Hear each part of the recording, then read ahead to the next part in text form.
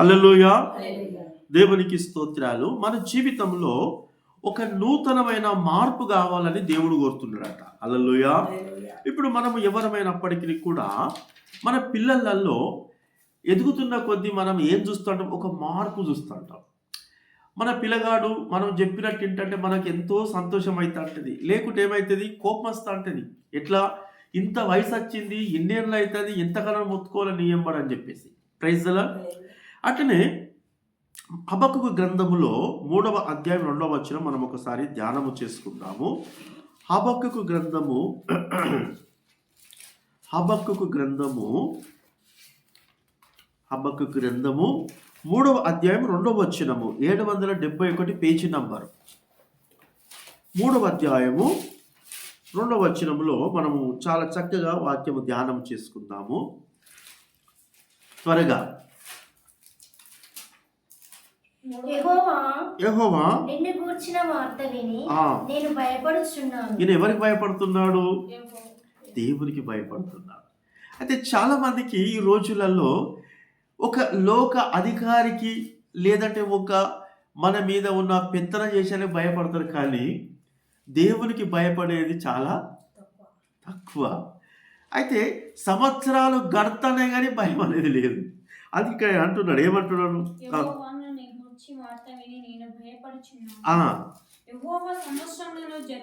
సంవత్సరాలు జరుగుతున్నాయి కానీ నీ భయం నాకు లేదు. Praise the lord. నెక్స్ట్ నీ కార్యమును నూతనపరచుము, సంవత్సరములు జరుగుచుండగా దానిని తెలియజేయుము.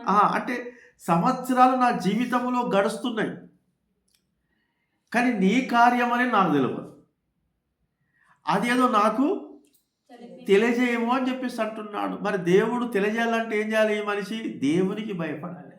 Praise the lord. కనుక దేవుడు సేవకుడు వాక్యము అంటే నాకు భయం అవుతుందట. అమ్మో, నేను తప్పకుండా వాక్యము వినాలి, నేను తప్పకుండా దేవుడి సన్నిధికి వెళ్ళాలి అనేది ఎప్పుడు ఉండాలి? సంవత్సరానికి అంత ఆసక్తి మనకు ఉండాలి. Praise the lord. దుప్పి అంటే తెలుసు కదా మీకు, ఒక జినుక నీళ్ళ కొరకు అది ఎంత అయితే దూపకు పరిగెత్తుకుంటూ దొరుకుతుందో మనమాట అంత పరిగెత్తుకుంటూ దేవుని సన్నిధికి రావాలట. Praise the lord.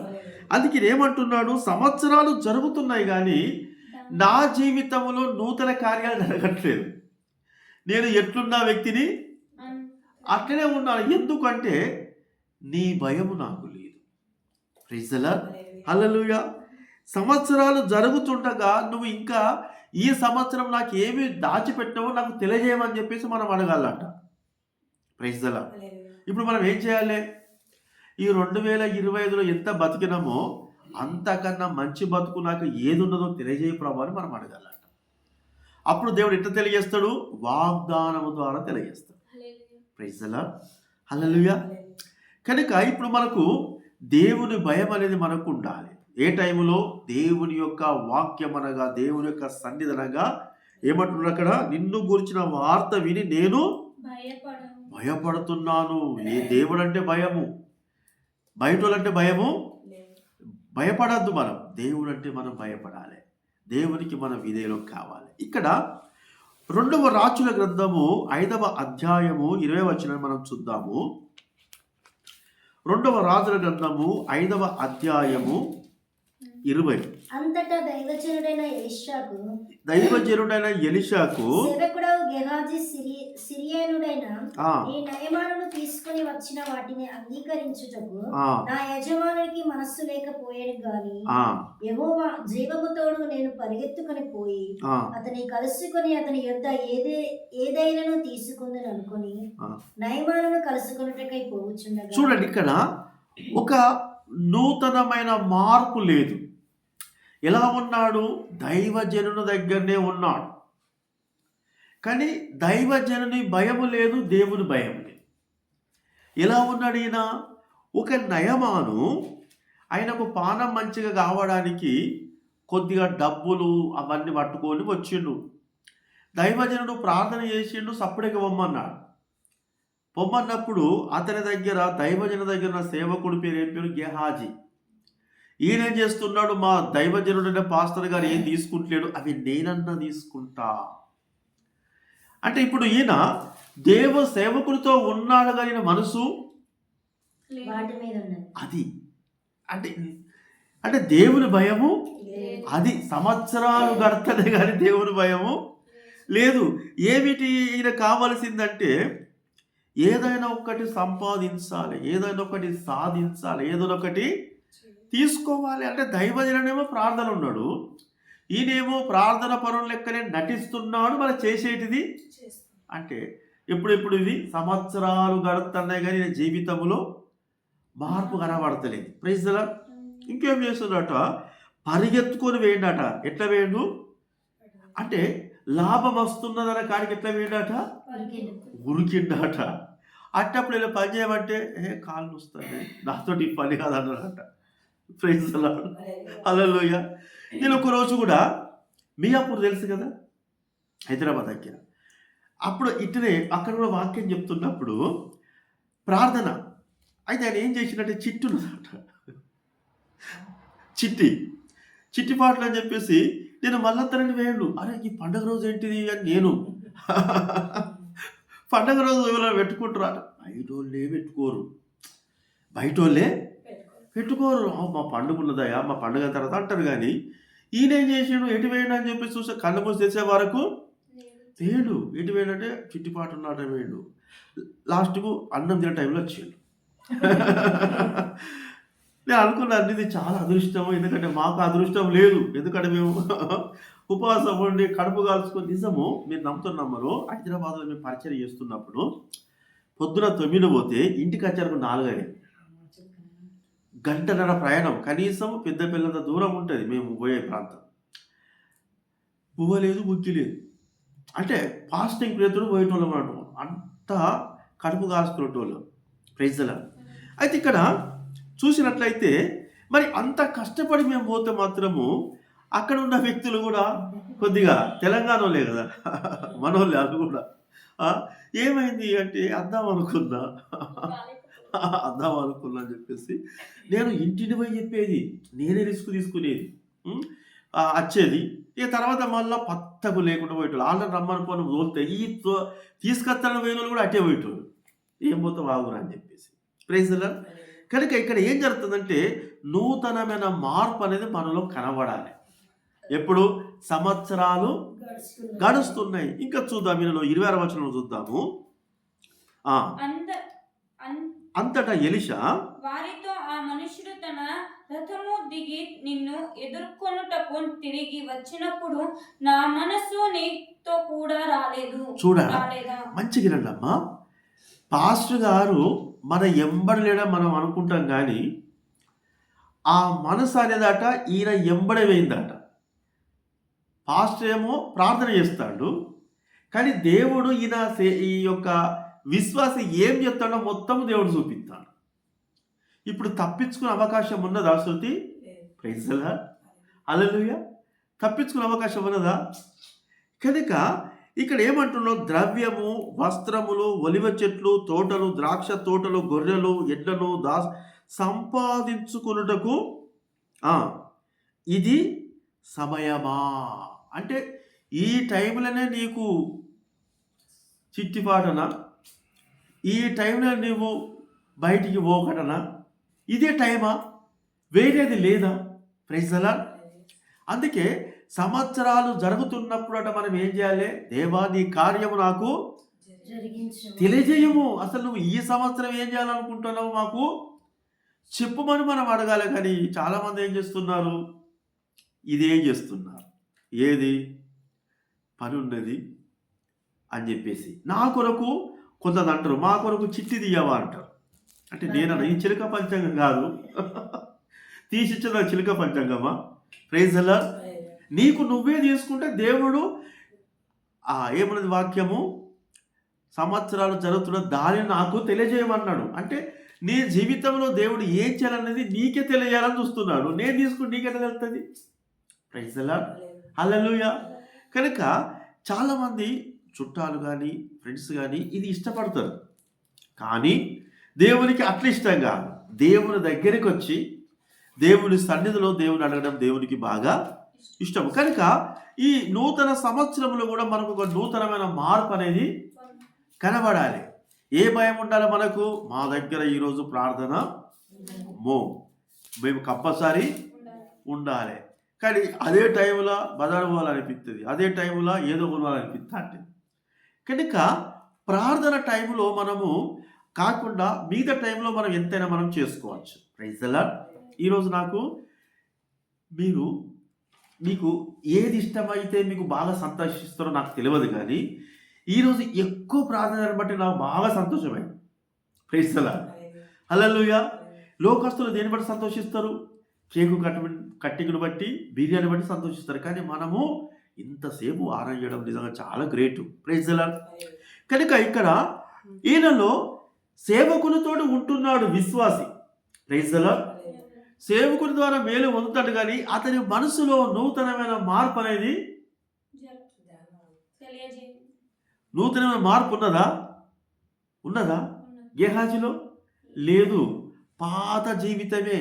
అంటే పాస్టర్ గారితో ఉంటున్నాడు, కానీ మనసంతా మన సంపాదన మీదనే ఉన్నది, మన బయటికి ఒకటి మీదనే ఉన్నది. Praise the lord. హల్లెలూయా. కనుక మనము కూడా ఈ బయటి ప్రపంచము అనేది కొద్దిగా తగ్గించి దేవుని భయము కలిగి దేవుని సన్నిధికి మనం రావాలి. Praise the lord. అప్పుడైతే మనం నూతనమైన ఆశీర్వాదాలు మన జీవితంలో పొందుకోగలుగుతాం. హల్లెలూయా. ఇక్కడ మత్తయి సువార్త 27వ అధ్యాయము 27వ అధ్యాయము మత్తయి సువార్త 27వ అధ్యాయము 3-5 వచనాలు. అప్పుడు ఆయనను అప్పగించిన యూదా ఆయన శిక్ష విధింపబడగా చూచి పశ్చాత్తాపడి ఆ 30 వెండి నాణేలను ప్రధాన యాజకుల యుద్ధకు పెద్దల యుద్ధకు నుండి మరలా తెచ్చిండు. చాలమ్మా. ఇక్కడ ఎలీషా కాలంలో ఒక దొంగ ఉన్నాడు, యేసు ప్రభు కాలంలో కూడా ఇంకొక దొంగ ఉన్నాడు. అంటే ఈయన ఎవరు? సంవత్సరాలు గడుస్తున్నాయి, దేవునితో తిరుగుతాడు, కానీ ఈయన మనసులో మార్పు అనేది కాదు. దేని మీద మనసు అంతా? యేసు ప్రభును అప్పగిస్తే నీకు డబ్బులు ఇస్తామన్న వల్ల ఈయన దేని చూస్తాడు? ఆగది. డబ్బు కొరకు మానవుడు ఏదైనా చేయడానికి యేసును పక్కగా పెడుతున్నారు ఈ రోజు కూడా. Praise the lord. యూదా గద ఏ విధంగా యేసును అప్పగించినట్టు మనము కూడా దేవుని పక్కగా పెట్టి డబ్బు కొరకు పరిగెత్తున్నారు. నూతనమైన మార్పు అనేది లేదు. అప్పుడు ఎట్లున్నాడో ఇప్పుడు ఇంకొకరి గట్టిగా ఉన్నాడు. ఇప్పుడు ఈ ఇద్దరులకి కూడా తయారవుతున్నారు ఇంకా. Praise the lord. అయితే ఇప్పుడు ఈ యూదా సంపాదించిన డబ్బుతో ఏమైనా సుఖపడ్డా? ఏం జరిగింది అని తెలుసా? 5వ వచనం చదవమ్మా. అతడు ఆ వెండి నాణేలును దేవాలయంలో పారవేసి పోయి ఊరి పెట్టుకున్నాడట. ఏం చేసిండట? ఉరి పెట్టుకుంటే ఏమైతుందిగా? చూడు, దేవుడేమో సంవత్సరాలు జరుగుతుండగా దేవుని కార్యము నూతనం చేయాలని దేవుడు ఇష్టపడతాడు కదా. ఇక దేవుని చిత్తం ఏదైతే ఉన్నదో దాన్ని తెలియజేయాలని దేవుడు ఇష్టపడతాడు. కానీ ఈ విశ్వాసం ఏం చేస్తాడు? యేసు ప్రభుతో తిరుగుతాడు, రొట్టెలు ఉన్నప్పుడు తింటాడు, గొప్ప ఘనత కొరకు పోతున్నాడు, మళ్ళా చేసేది కూడా ఇంత ఘోరంగా విశ్వాసాలు నమ్మటట్లేదు ఈ రోజులలో. Praise the lord. హల్లెలూయా. యేసుతోటే ఉన్నాడు. ఎంతమంది అట? 12 మంది శిశువులలో ఈయనను కూడా శిశువుడే అంటాడు యేసు ప్రభు వారు. Praise the lord. అంటే యేసు ప్రభు శిశువునిగా ఉంటూ కూడా ఏం చేస్తున్నాడట? జీవితంలో మార్పు అనేది లేదు. పాత లెక్కనే, పాత కథనే. లోకం వైపు చూస్తున్నాడు, డబ్బు వైపు చూస్తున్నాడు. డబ్బు ఏ విధంగా సంపాదించాలి, ఎట్లా పోతే డబ్బు వస్తుంది. ఒక నన్ను అడిగాడు, ఏం సంపాదించాడు నన్ను అడిగాడు. నేనన్నా, నా సంపాదన చెప్తే నువ్వు జీర్ణించుకోలేవన్నా. అంటే వానికి ఎట్లంటే నేను ఒక కోటీశ్వరుడు లెక్క అనుకున్నాడు. అయితే నాది ఇక్కడ కాదు, వేరే కాడ ఉన్నది, చాలా పెద్ద అనేసరికి ఆయనకి అర్థమవుతలేదు. ఇంకా బాగా భూమిగా ఉన్నా అనుకుంటాడు. అయితే పరలోక రాజ్యం కోసం చెప్పిన, అది నాదే, మొత్తం మా ఇల్లంతా బంగారంతో ఉంటుంది, నీకన్నా లేదు అంటే. నాది స్టోన్స్, కాస్ట్ స్టోన్స్ అయిపించిన కంటే నీ కాస్ట్ స్టోన్స్ అనేది బంగారం మీదనే నడుస్తానని సరికి అని షాక్ అయిపోయింది. అంటే ఇంకా సంపాదనే కావాలి. ఒక ఇల్లుకి 2 ఇళ్ళు కావాలి, 2 ఇళ్ళున్నకి 4 ఇళ్ళు కావాలి, వెల్లంపల్లి ఒక ఇల్లు కావాలి, మంచిర్యాల ఒకటి కావాలి, హైదరాబాద్ ఒకటి కావాలి కదా. ఇప్పుడు నేను మొన్న వాళ్ళని కలిసిన కాల్టెక్స్లో టిఫిన్ పెట్టారు, ఇక్కడ బాగాలేదు, మంచిర్యాల బాగుంటారు, అక్కడే పెట్టారు. అక్కడ చేసినోడు ఏం చేసాడు, ఇక్కడైతే వద్దు హైదరాబాద్ అక్కడే పెట్టారు. అంటే చూడు, మానవుని యొక్క పరిస్థితి అయితే మార్పు చెందాలని బాగా, ఏంటంటే గొప్పతనము, సంపాదన, అక్కడైతే బాగా డబ్బు వస్తుంది అని చెప్పేసి. కానీ ఓకే, అయితే ఇక్కడ చూసినట్లయితే ఈ యూద కూడా ఎంత యేసు ప్రభును మోసం చేస్తున్నాడు. యేసు ప్రభు యూదను నమ్ముతున్నాడు, నాతో తిరుగుతాడు కదా, నాకు అపకారం చేస్తాను అనుకో. మనం ఇప్పుడు మనతో పాటు ఉన్న మనం ఏమనుకుంటాం, మనం తినే బో పెడతాం, మనం తినే నీళ్ళు ఇస్తాము, మనోడు అనుకుంటాం, కానీ చెడ్డోడు అనుకుంటాం. మనం బయట వడదాకా తెలియలేదు ఈయన ఎంత చెడ్డోడు అనేది. కానీ ఏమైపోయాడు, డబ్బును సంపాదించుకుని సుఖపడ్డా, డబ్బు నాట ఇసిరేసి ఉరి పెట్టుకొని చచ్చిపోయిందట. అక్కడ ఆయనకి ఏమైంది, గేహాజీకి కుష్ఠరోగం వచ్చింది. ఆ డబ్బును సుఖపడ్డాడు ఆయన. డబ్బు కోసం పోతే మనం ఏమి సుఖపడము. Praise the lord, hallelujah. కనుక మన హృదయంలో ఒక నూతనమైన మార్పు అనేది రావాలి. ఈరోజు చూస్తే అందరూ wish happy new year, wish happy, మస్తు విష్ చేస్తా అంటారు. కానీ నేనంట మనసు మార్చుకొని చేసుకో. ప్రైజ్ ది లార్డ్, హల్లెలూయా కదా. కనుక మొదటి తిమోతి రాసిన పత్రిక అక్కడ 6వ అధ్యాయము 10వ వచనం మనం చూద్దాం. మొదటి తిమోతి రాసిన పత్రిక 6వ అధ్యాయము 10వ వచనము. ఎందుకనగా దాని ప్రేక్షమస్తమైన కీడులకు మంచిదమ్మా, స్లోగా చదువు. ధనాపేక్ష సమస్తమైన కీడులకు మూలము కొందరు దానిని ఆశించి, చూడండి, కొందరు దాన్ని ఆశించి విశ్వాసము నుండి తొలగిపోయి, విశ్వాసం నుంచి తొలగిపోయినట. దేన్ని ఆశించి? ధనమును ఆశించి. గెహాజీ కూడా ఏమైపోయాడు, విశ్వాసము నుంచి తొలగిపోయాడు. ఇక నేను క్రిస్టియను అని చెప్పుదామన్న సూచనలు కనిపించలేదు. నువ్వు క్రిస్టియనువా? Praise the lord. ఎందుకంటే దేవుని యొక్క లక్షణాలు పోలికలు లేవు. ఈయన కూడా ఇంకో హీరో ఎవరు, యూదా ఇస్కరియోతు కదా. ఈయన చేసిండు, విశ్వాసము నుంచి తొలగిపోయాడు. యేసు ప్రభువును అప్పగిస్తే డబ్బులు వచ్చేసరికి విశ్వాసాన్ని విడిచిపెట్టాడు. విశ్వాసం తొలగిపోయి ఏమైపోయాడు, నానా బాధలతో తమ్మును తామే పొడుచుకున్నారట. ఇక చూడు, అందుకే డబ్బు విషయంలో చాలా జాగ్రత్తగా మనం ఉండాలి. ఒకరోజు ఒక అమ్మ నన్ను అడిగింది, ఏమని తెలుసా శంకరయ్య, చాలా కష్టం ఉన్నది, ఒక 1000 రూపాయలు ఏమైనా అడిగేవారు అని అన్నాను. నేనన్నా కదా, అమ్మా నీకున్న అవసరం నేను తీరుస్తా, కానీ అడిగించాలంటే నాతో కాదు. ఎందుకంటే నేను ఉన్నోన్నా, అసలు నాకే ఇంకా ఇప్పుడైనా కొద్దిగా 5-10 రూపాయలు, కానీ అప్పుడైతే ఎవ్వరు కానుక పెట్టోళ్ళు కాదు. అప్పుడు ఇంకా సైకిల్, ఇప్పుడు బండి కనుక పెట్రోల్ పోయాలి కనుక అప్పుడు సైకిల్ పోయేటోని మస్తు సువార్త వేసేది, గంటలు గంటలు కూర్చొని ఇవ్వాలి, ఛాయ్ చెప్పేటోళ్ళు, నీళ్ళు కూడా చెప్పేటోళ్ళు, అటుకనే పోయొచ్చేటోళ్ళు. ఇక ఒకరోజు ఏం చేసినామంటే, నాకు తెలిసిన ఒక తమ్ముళ్ళు, మేము ఒక ట్యూషన్ నడిపించే, ఆ తమ్ముళ్ళు చెప్పిన ఒక ఆమెకు బాగా కష్టం నడు తమ్ముడు, మనం ఏమైనా చేద్దామంటే అలా చేద్దామని చెప్పేసి, నేనే ప్రిన్సిపాల్ ట్యూషన్కు, వాళ్ళు టీచర్లు అందరి జీతాలు వేసుకొని ఆమెకు చిల్లర సామాను కొనిచ్చి. Praise the lord. అప్పటి నుంచి అప్పులు మనతో అంటే ఇచ్చిన కాదు, కానీ అప్పులు కానీ మధ్యలో వాడు కానీ మాతో కాదు. చేస్తే మాత్రం ఉచితంగానే, మీరు చూస్తున్నారు కదా, చేత మాత్రం ఫ్రీగానే చేసి పడేస్తాం. Praise the lord. కనుక అందుకే ధనాపేక్ష అట సమస్తమైన దేనికటమ్మా, కీడే కీడే. ఇంకొక మాట ఉన్నది, 9వ వచనం చదవమ్మా. ధనవంతులు అగుటకు అపేక్షించు వారు శోధనలో ఊరిలోను అవివేక యుక్తములను హానికరములైన అనేక దురాశలతోనూ పడుదురు.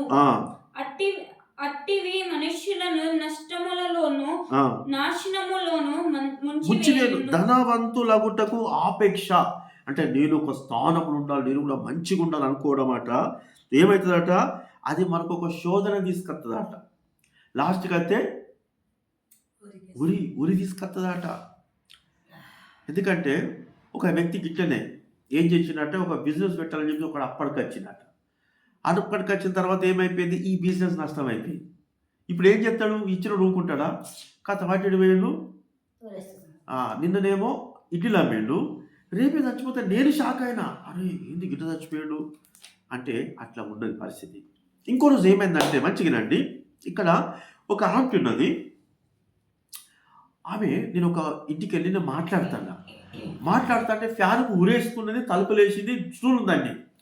అది కొడుకు వచ్చి ఓ అని మొత్తుకుంటే నాకు అర్థంగా బయటికి వెళ్ళి తలుపుల దండి పోయి ఆమె కిందికి వెళ్ళి మీదికి లేపి కుడవలు బట్టి కోసిన ఉరి.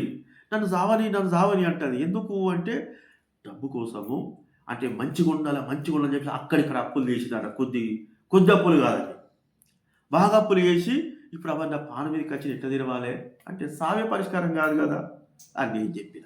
Praise the lord. కనుక ధనాపేక్ష అంటే ధనవంతులు అగుటకు దేవుడు దీవిస్తే ఆ ధనం ఎప్పటికీ శాశ్వతంగా ఉంటుంది. Praise the lord. కానీ ఇక్కడ మనము ధనవంతులు ఆగాలని అనుకున్నాం అనుకో, ఉరి ఆట, శోధనాట, నష్టమైతామట, మనము ఎవరినొకడు ముంచుతాడట. Praise the lord. కనుక మనము చాలా జాగ్రత్తగా మన హృదయంలో ఒక నూతనమైన మార్పు రావాలి. Praise the lord. అందరూ ఏమడుగుతారు, పార్టీ అడుగుతారు. యేసుప్రభు ఏమడుగుతున్నాడు, నీ హృదయము దేవునికి స్తోత్రాలు. అంటే మనకి ఏం కావాలి, ఇప్పుడు మన హృదయములో మార్పు రావాలి. హెబ్రీ రాసిన పత్రిక 5వ అధ్యాయము, హెబ్రీలు రాసిన పత్రిక 5వ అధ్యాయము 12 నుంచి 14 వరకు మనము కాలమును బట్టి చూచితే మీరు బోధకులుగా ఉండవలసిన వారై ఉండగా దేవోక్తులలో మొదటి మూల పాఠమును ఒకడు మీకు మరల బోధింపవలసి వచ్చెను. మీరు పాలు త్రాగువలసిన వారే గాని బలమైన ఆహారము తినగలవారు కారు. ఇప్పుడు ఇక్కడ చూడండి, వాక్యం ఏం చెప్తుంది, కాలమును బట్టి చూస్తే మీరు ఎలా ఉండాలి, మళ్ళా కాలమును బట్టి చూస్తే మీరు ఇప్పుడు మీరు అంటే వాళ్ళు ఒక 2-3 సంవత్సరాలు దేవునితో సంబంధం కలిగిన మనం ఎట్లుండాలట, మనం ఇతరులకు బోధించు వారంగా ఉండాలట. కానీ ఇప్పుడు మనం ఏమైపోయినాము, మళ్ళా మొదటికి వచ్చినాం, మళ్ళా మనము ప్రైజ్ ది లార్డ్. వాక్యం ఏం చెప్తుంది, బోధకులుగా ఉండవలసిన వారై ఉండగా దేవోక్తుల మొదటి మూలపాటలు ఒకడు మీకు మళ్ళా మీకే చెప్పడానికి, అంటే మార్పు అనేది మనలో కనబడతలేదు. ఇప్పుడు ఏమైపోయింది, మనము ఒక 2 సంవత్సరాల నుంచి దేవుని యొక్క వాక్యంలో మనం శుక్రవారం ఆధారం కలుపుతున్నామంటే మనం ఎట్లుండాలిగా, మనం ఇంకోలకు చెప్పాలి. దేవునికి స్తోత్రాలు. కనుక ఒక నూతనమైన మార్పు అనేది మనలో కలగాలట. కనుక ఇప్పుడు విజయ్ ఉన్నాడు, 1 సంవత్సరం పిల్లగాడప్పుడు పాలు తాగుతాడు, 2 సంవత్సరాల పిల్లగాడప్పుడు పాలు తాగుతాడు, 5 సంవత్సరాల పిల్లగాడప్పుడు అన్నం తింటాడు. ఇప్పుడు ఎన్ని సంవత్సరాలు ఉంటాయి విజయ్కి? మళ్ళా పాలు తాగుతానంటే నువ్వేమంటావు? అది దేవుడు మనకు అదే అంటాడు, మీరు ఇంకా మొదటికి వస్తారు కిందికి, మీరు బోధకులుగా ఉండాలి. 2 సంవత్సరాలు అంటే మామూలా? ఇంత వాక్యం తెలుసుకుని మీరు బోధకులుగా ఉండాలి, కానీ మళ్ళీ మీరు కిందికి వస్తారు నేర్చుకునే వారిగా దేవుడు అంటున్నాట. Praise the lord. కనుక మనలో ఒక నూతనమైన మార్పును దేవుడు చూస్తున్నాడు. కనుక ఒక తీర్మానంతో మనం ఒక ముందడిగేద్దాం. ఈ కొద్ది మాటలు ప్రభు మన వెనుకలో దీవించునుగాక.